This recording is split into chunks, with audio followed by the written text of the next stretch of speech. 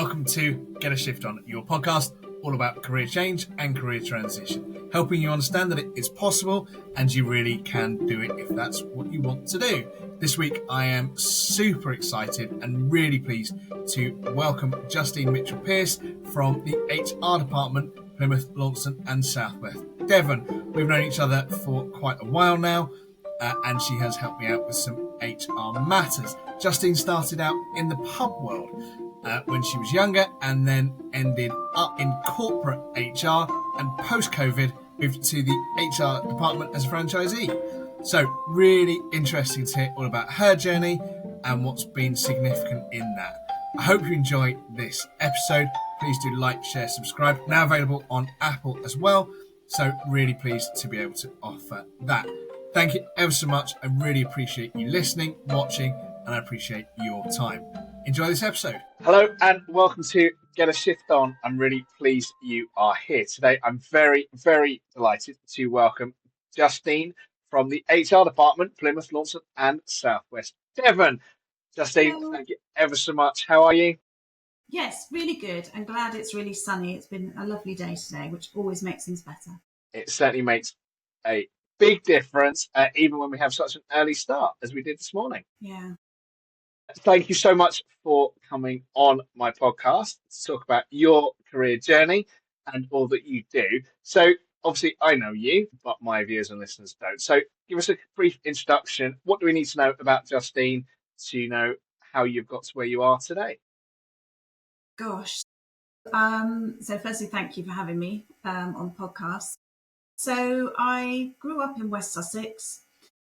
I'm relocated down to Plymouth back in 2000. So before that, when I left school, I didn't really know what I wanted to do.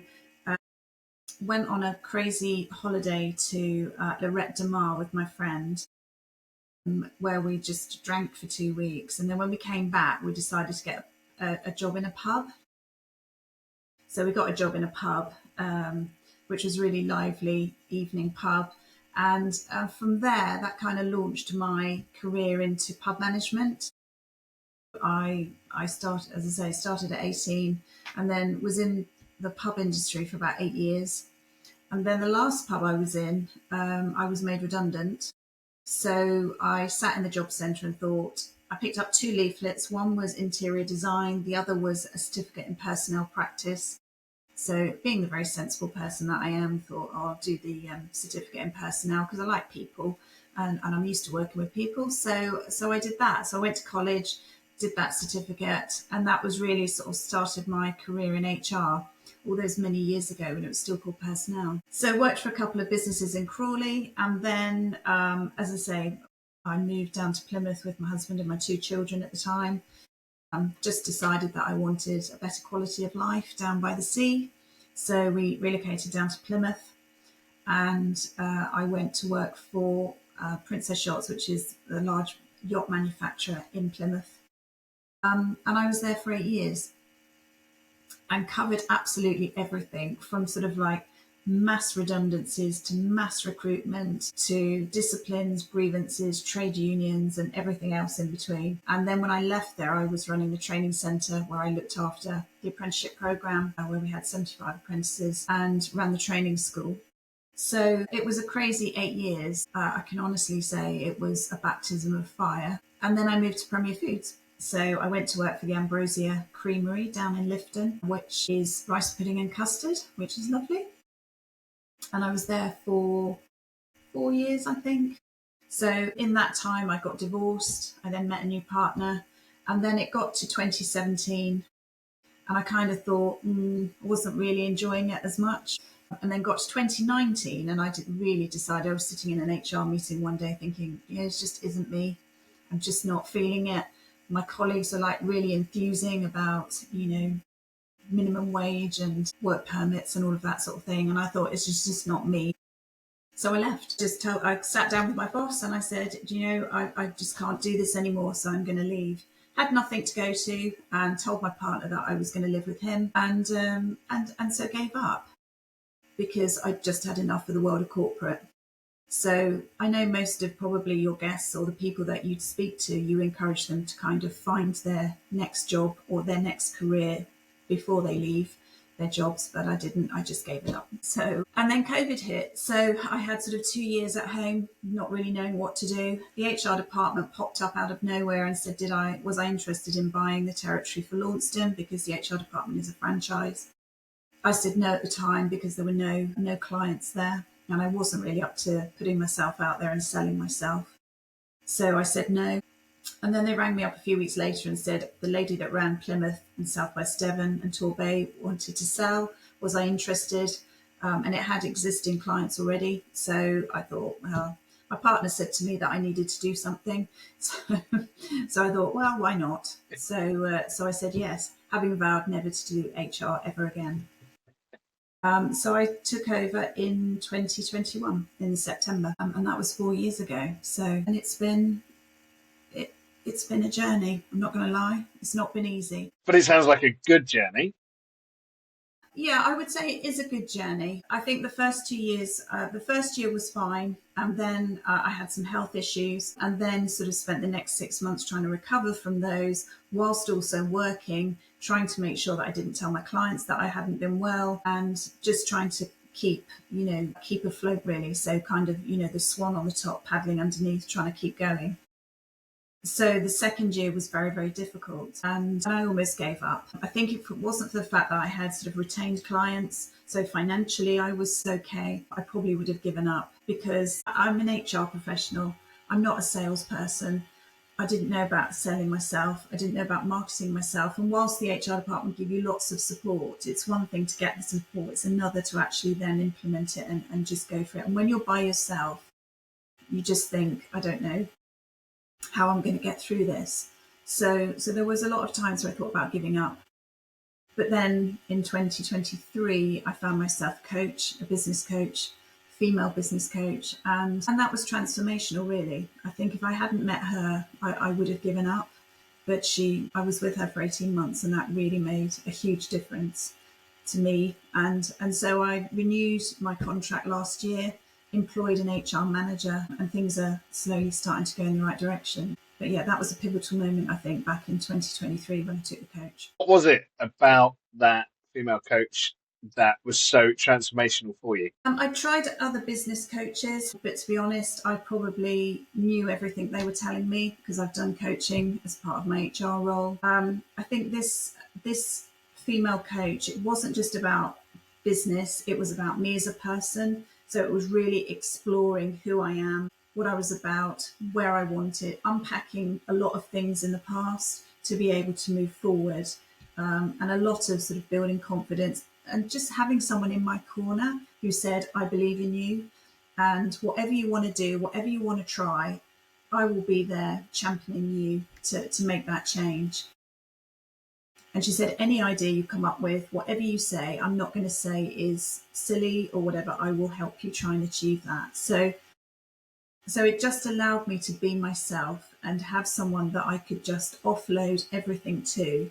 And they didn't look at me as if to say I was completely mad or really, pull yourself together or anything like that. So that was, I think that was really huge and something I'd not had before.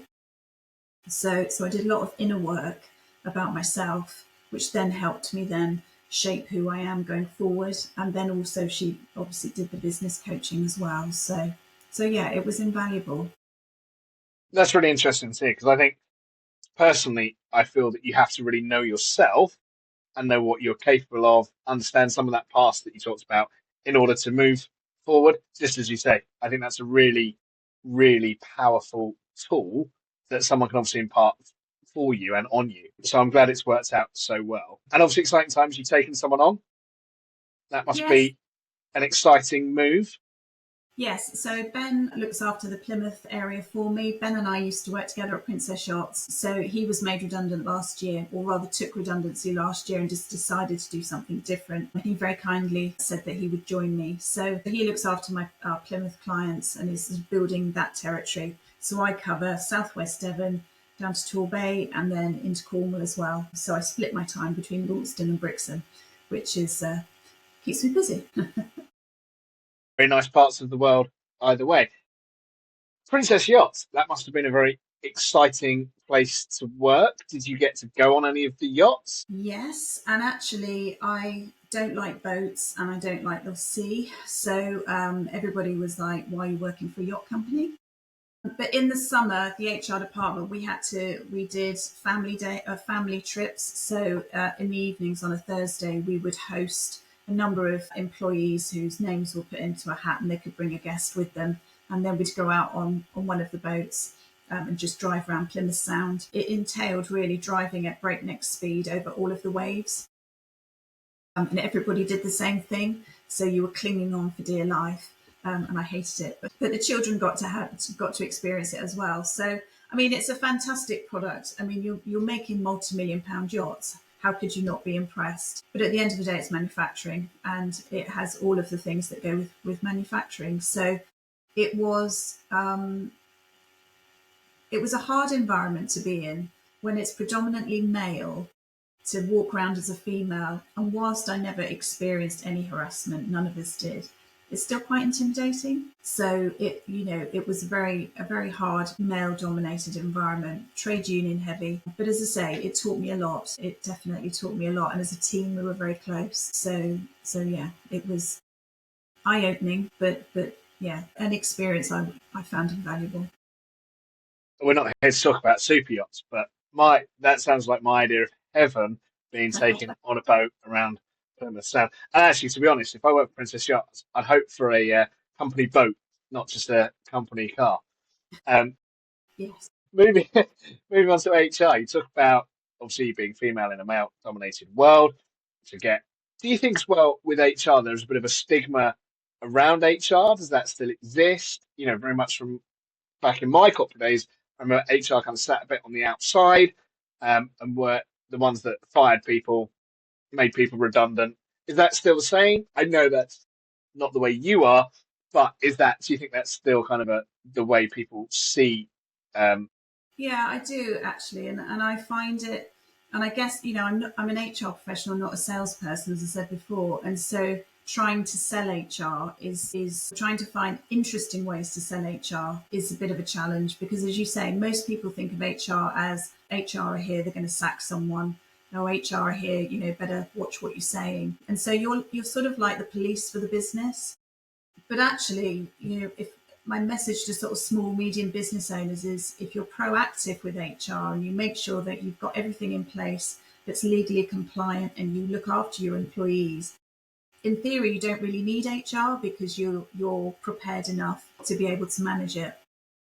And so the clients that I work with now, I give them the advice on how to manage the situation. So I don't actually go into the business and discipline people or, sack people or make redundancies. I give the business the process. I talk them through the process of how to do it. And then they do it. So I'm empowering them to actually do it with the confidence that they know that they've got that HR support behind them if they need it. Nice to know that support is there and that you have that. And obviously, we've kind of worked together anyway, so I know that's a really good and useful tool. Do you think, going back to when you were younger and working in a pub, do you think that was a good grounding for HR and understanding people? You said that you like people. So was that the start? I worked with people. I wouldn't necessarily say I like them all. I think Do we you all know, have people like that. actually, I think that I think when you work in the pub industry or in retail, it's an undervalued skill because actually in the pub at 11 o'clock at night, when you're trying to shut the pub and you've got a team of drunk rugby players in the pub, you have to negotiate asking them to leave. You're only 5'4" and they're all 6 foot, really stocky guys who've had, 25 pints. So it's a negotiation. And so you do learn a lot of skills around dealing with people when they're happy, when they're drunk, when they're, arguing, etc. So yeah, I do actually think it gave me really good grounding for a lot of the skills going forward, particularly in manufacturing, which is, as I say, sort of primarily a male dominated environment. So yeah, absolutely, I do think it did. And I still love working in the pubs, if I'm honest. I did enjoy it. I completely understand that. I still think one of my favourite ever jobs was as a student working for Wetherspoons.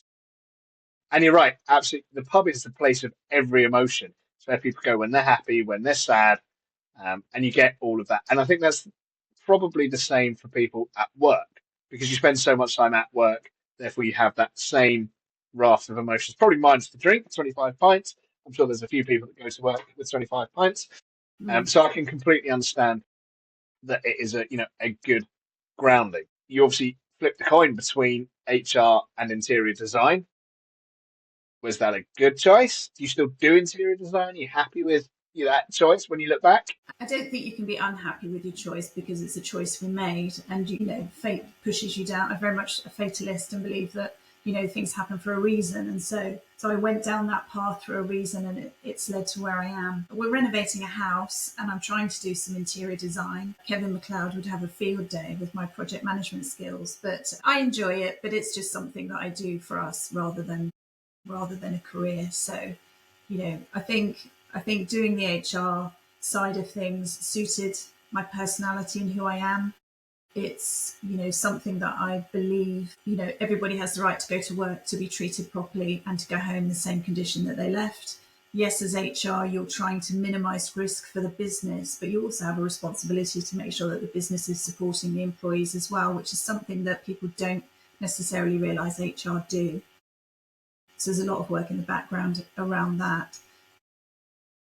But I enjoy it now because I can work with businesses, I can support them, and I see them grow, and I see how, these amazing business owners just want to treat their employees right and do the right thing.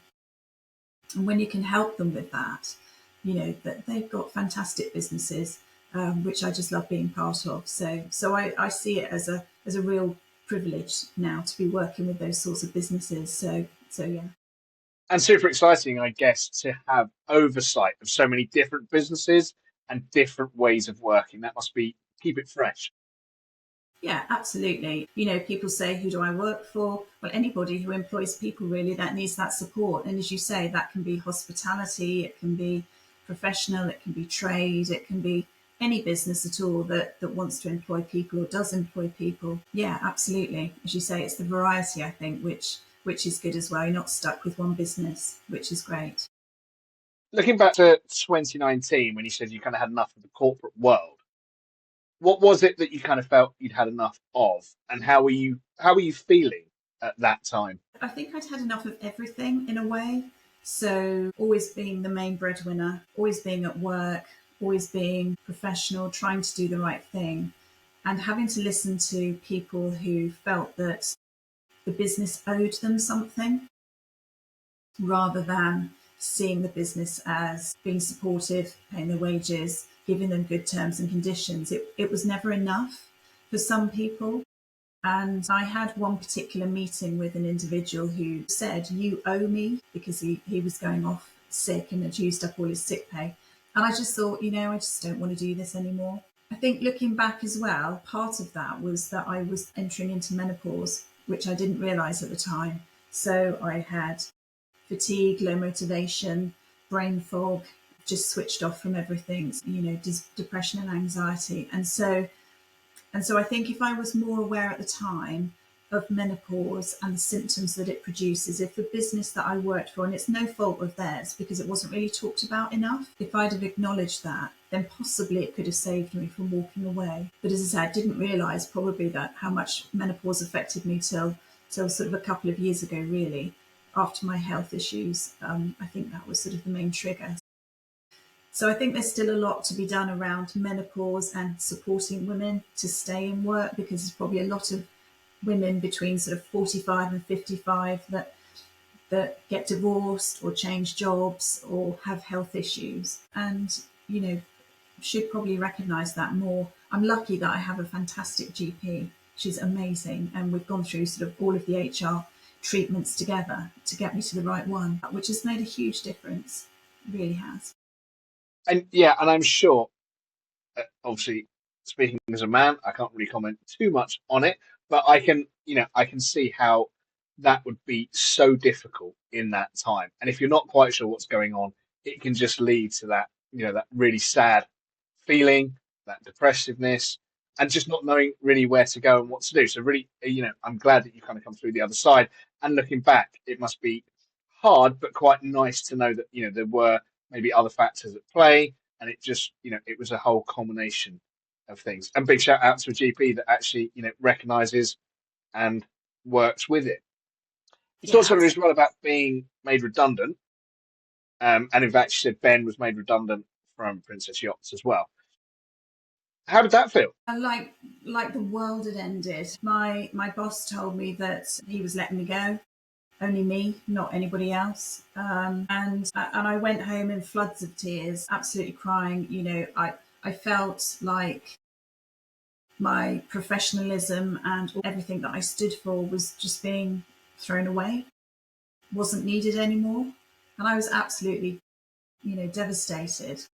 And my husband at the time looked at me and said, "Why are you upset?" He said, "You wanted to leave anyway." He said, "Take this opportunity as a new beginning to do something else." So I did. I had a few months off. Well, he says that. So I decided to have a couple of months off. And then he was like, "So you're going to get a job then?" Because I was the main breadwinner.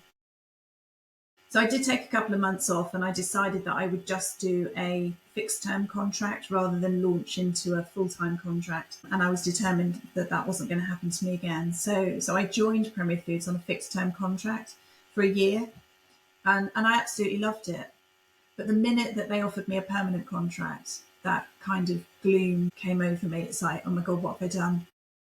And I think that was kind of the start of it, really. I can see that. But the new beginning, I think, is really helpful for people to understand and try and have that positive spin on being made redundant, even if you've taken voluntary redundancy. Was that something that you've been able to take through as you kind of coach people in HR, to kind of have a more positive spin on being made redundant? Because I would imagine in your role, you have made people redundant and had to have those tricky conversations with others to make people redundant. Have you managed to use your own experience to take that forward and help others going through the same? Yeah, I think so. I mean, yeah, with Princess Yachts, we made a lot of people redundant, and that was very difficult. But we had a very good outplacement support structure there for them. So there were people, careers advisors, recruitment agencies, etc., that kind of caught them when they came out the other side. I think if I had my time again and I was made redundant, as you say, I would take more time to think about what I really wanted to do. I felt rushed into getting another job because of my, family commitments and financial commitments. But I would say to anybody, if you're able to take the redundancy and, you really want to try something new, take it as an opportunity. But I think also it helps having a good coach or somebody that you can talk to provide that advice and guidance.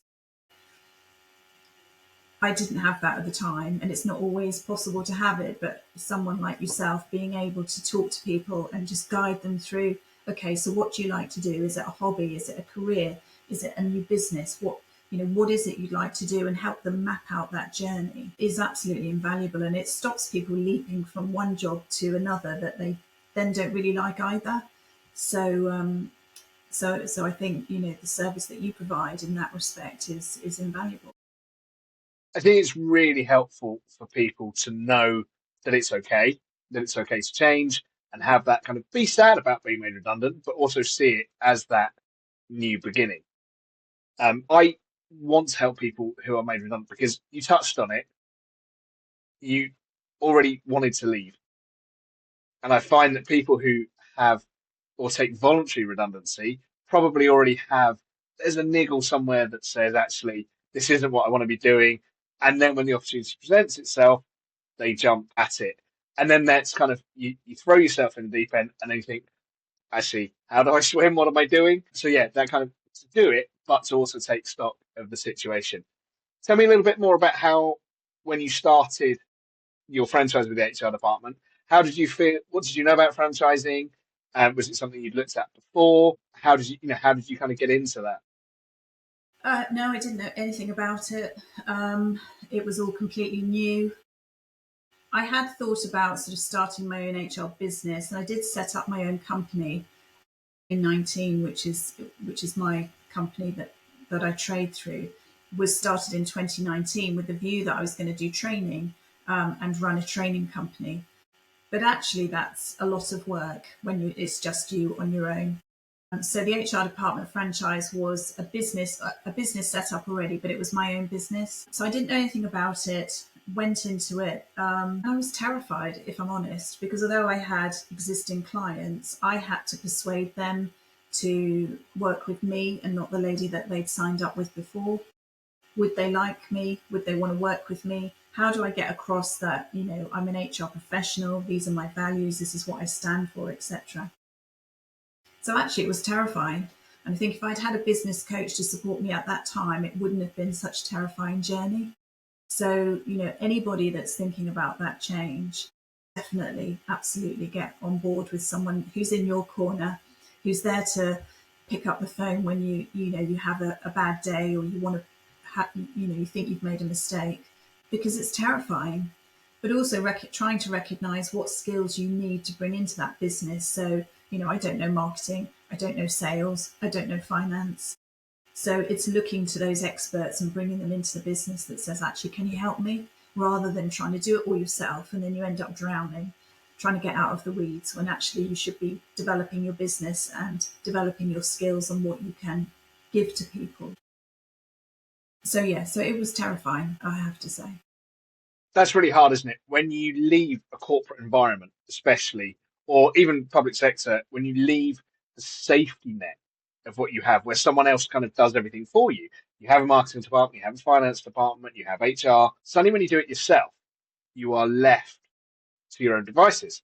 And you think that you know what people do, you know what the functions are of a business, but actually you realize I'm not really sure on the finance. I'm not sure on the HR. I completely understand. And I think having a mentor, someone to kind of lean on, is a really, really good approach. Obviously, you said you've been through a couple. Just touch on again the female coach that you had. You talked a lot earlier on about, she made you feel like you were yourself, taught you to be yourself, and that personal touch. Why was that so important for you? I'd had, and I don't mean this to sound bad in any way, but I'd had some male coaches and joined a sort of coaching group that was quite aggressive in their sort of style and very sort of full on, and you've got to do this, this, this, and this, and then you'll be successful, which weren't my sort of words or who I was. So I struggled with that. I think the difference of having a female coach was she'd been through it too. She was an ex-HR person. She'd done coaching. So we were able to build that relationship because she wanted to get to know me rather than the business and how I ran the business. And she was almost like a friend, that critical friend in your ear that you can just talk to and say, I've had a bad week. What about this? I want to try that. And there was no judgment. There was absolutely no judgment at all. It was just listen, ask some questions, and then help me put a plan together. So there was no, you've got to do this by next week or else. It was just, okay, I'm just going to be here. I'm just going to listen. I'm just going to be that advice when you need it. And that was what I needed. I needed that sort of softer approach to say, right, let me find out who I am first before I go out and do the hard sell, because I'm not a hard sell sort of person. People buy people, don't they, really, rather than what you do. So I think that was the big difference for me. It was allowing me to be me. I think that's so important for anybody thinking about getting coached, getting a mentor. It has to be what feels right for you. There's so many different people, groups, organizations, individuals to choose from, that I think there has to be something that resonates with you as the end user ultimately, that will make it a successful journey for everybody. And I think that goes for the coach mentor as well, actually, because they don't want to be doing work with someone that doesn't necessarily fit with what they want as well. And I think you have to look at it as an investment in yourself. And that was something else that she kind of taught me, really, is that people look at, and I kind of get a bit frustrated. I don't like talking about money. I don't like talking about my prices. But actually, rather than saying it's going to cost you this, it's actually the investment in your business is this. So investing in a business coach or any type of mentor, critical friend, whoever, is an investment in yourself. I probably spent £20,000 on the coach, but it was an investment in me that I would never do otherwise. And the difference that it's made to allow me to be who I am now, it is invaluable. So people might raise their eyebrows and go, "Oh my God, that's a lot of money." But it's investing in myself. I could have bought a new car for £20,000, but would it have got me to where I am today? No, it wouldn't. There's a lot of things you can buy for £20,000, but it wasn't going to get me to where I am today. It wasn't going to do that work on myself, that exploration, real research into who I am and who I want to be and the sort of business that I want to run.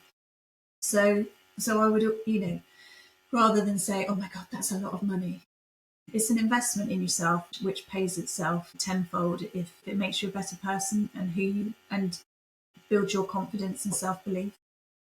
An absolute invaluable investment in yourself. Oh, absolutely. What advice would you give someone who's maybe looking to leave the corporate world in HR or any other sector? What advice would you give to them about taking on a franchise? Do your research. Understand what the costs are around that franchise. Understand what the rules are around that franchise, so what you can and can't do, the duration of that, what the territory fees are, etc. So just really understand it. I think don't go into it with your eyes shut. You just need to make sure that it's a business that you're really passionate about and that you can make work and that you're prepared to invest in, and that you understand, as I say, what the costs are that are associated with it, and also understand how you get out of it as well. If you do decide that it's not for you, what are the get out clauses, etc. So, and always get legal advice anyway. So there are lots of good franchises, there are lots of not so good franchises. So I think it's just, looking at the franchises within the industry that you want to work in, and then just, if in doubt, get legal advice on the best ones to go for.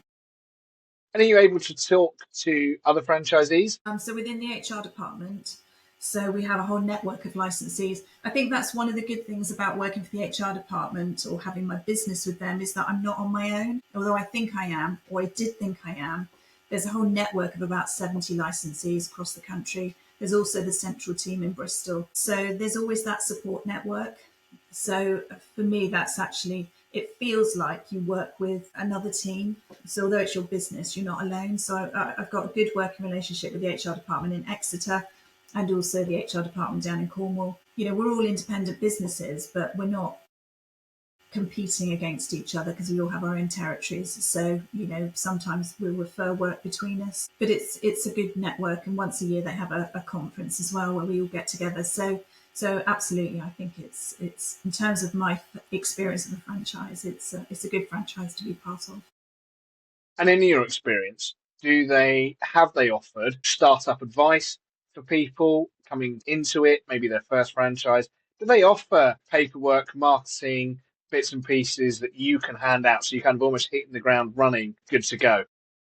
Yeah, absolutely. So any leaflets, business cards, they do all the websites, they issue out newsletters. For the first year, they give you support with accounting, they give you support with in terms of sort of setting up all your direct debits, etc. They give you sales training, they give you marketing training. So for the first year as a licensee, they give you a very intensive induction.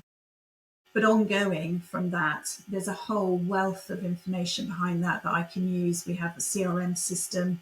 We have what they call funnels. So you're able to create funnels on our marketing system. There's email templates. There's everything that you could want on there to make your business successful, because they want to keep you. It benefits them to have good, happy licensees. So from that respect, I didn't have to worry about setting up a website. I didn't have to worry about branding or a logo. It's all done for you, and that's one of the big benefits of being with the HR department. So when you look at franchises, just look at what the company behind the franchise is offering you, and the support they offer.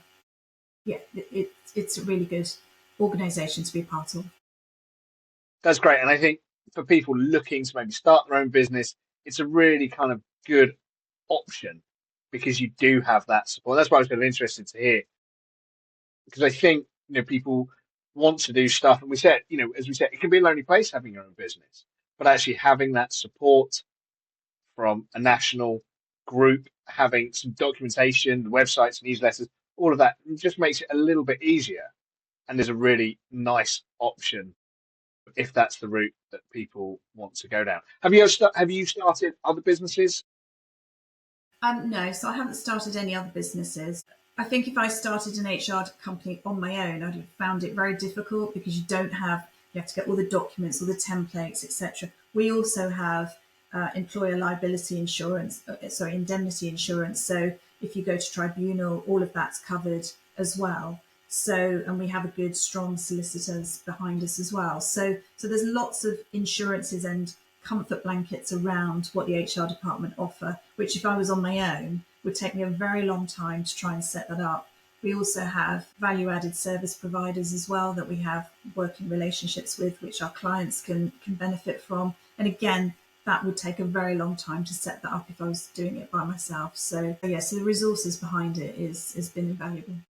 So again, really, that support that you have, as you say, absolutely invaluable. If you were giving someone advice, let's say top 3 tips for someone exiting the corporate world, put you on the spot, Yeah.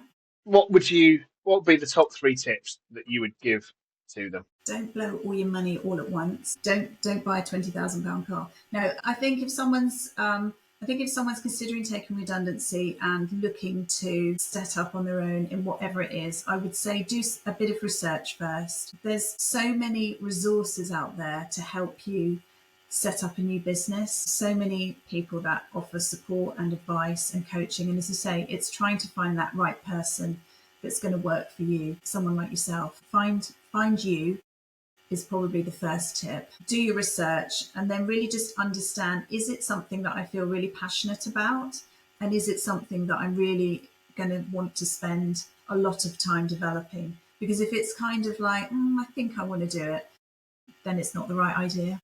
So I think, get some good advice, really think about what you want to do and research it. And, don't be afraid, or be a little bit afraid, but not so afraid that it stops you taking that leap of faith.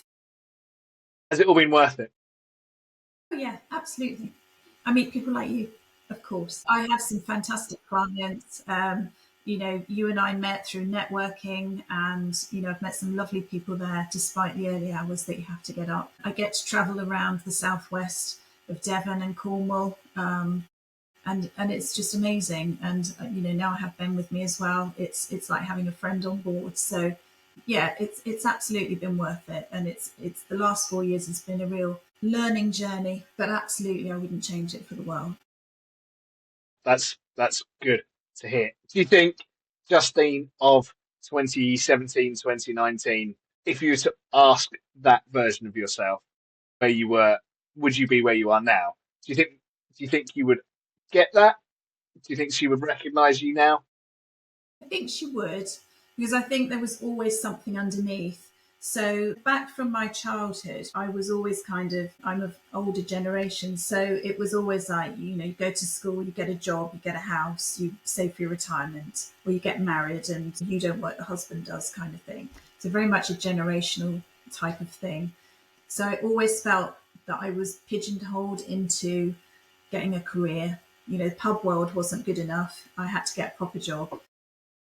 And I think that always niggled at me, that I needed, that I had the proper job and had the family and I was a breadwinner, but it wasn't me. I didn't know who I was. So part of my coaching journey has helped me try and understand who that me is. So I think if back in 2017 I said, this is what I'll be doing, I probably would have said, what, in HR again? But probably would recognise that I would be doing something for myself. Do you think that stigma and societal belief that we go to school, we educate, we get a job for life, do you think that's changing? Yeah, The attitudes absolutely, I around do. that? Yeah, I definitely do. And with my own children, I very much say to them, try it, do it while you're happy. And when it doesn't make you happy anymore, then try something else. Because I don't want them to feel pigeonholed into a job that they have to do for life. There isn't a job for life really these days. People chop and change a lot. A lot of younger people probably want to get rich through sort of TikTok or social media. I don't think there's the same ambition and drive to work that there was when we were young. Whether, again, that's a generational thing, I don't know. I was talking to my friend about it last night, actually. So there doesn't seem to be the same drive to get a career as there was when me certainly was younger. I'm older than you. So I do think that's changed, and I think employers find it more difficult to recruit now because people don't want to work as hard, but they want the money. So I know employers have a bit of a battle trying to get good employees because it's not a job for life. People don't want that. They want that flexibility. They want to work from home. They want to work abroad. I hate working from home. I'm used to working in an office. I don't like working from home, but they want that flexibility. But they want the rewards that goes with it. So which don't always meet up. Definitely is a different world to when I started working.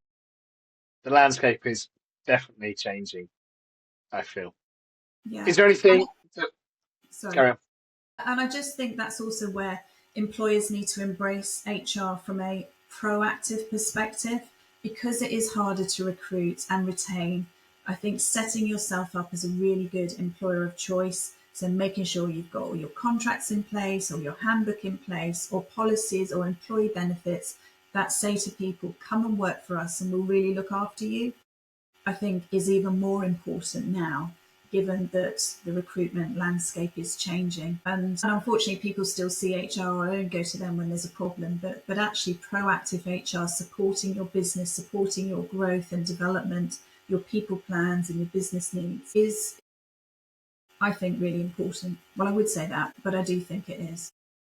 And I think, given what we've just previously said about the changing landscape, probably more important, actually, as you say, than ever before, to have those plans in place and be proactive. Yeah. Is there anything with legislation changes and a new government and all of that? So, how can you be really prepared? So, that's what we do in terms of, helping businesses get ready for that. It's probably best we stay away from politics, but it must be really hard to keep up with all the changes across whatever political landscape is going on. I'm sure is very tricky. Is there anything that we should have talked about that we haven't talked about? Is there anything else that you would like to add? Tell us more about what you do and how we can contact you. So, just look up the HR department, Google it, and it's Plymouth, Southwest Devon, Launceston, Southwest Devon. If anybody wants to have a chat about anything that they're concerned about, they can have a call. I won't charge them for it. I guess, as I say, I think helping businesses be prepared for the world that's changing around employment is really important. Be proactive, get on the front foot. It doesn't have to be scary, and the changes don't have to be a real fright with the right preparation. And most employers, in fact, probably 99% of employers want to do the right thing and treat people well. So if you're prepared, then you should be able to manage it. Thank you.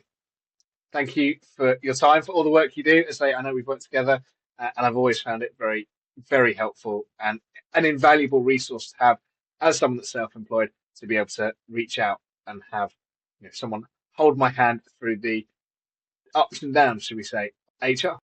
Absolutely. And the good thing for me is that, I gain valuable friendship out of it. So that for me is really important. So Absolutely.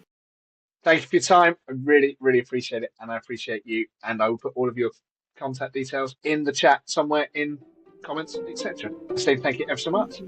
Thank you. Bye.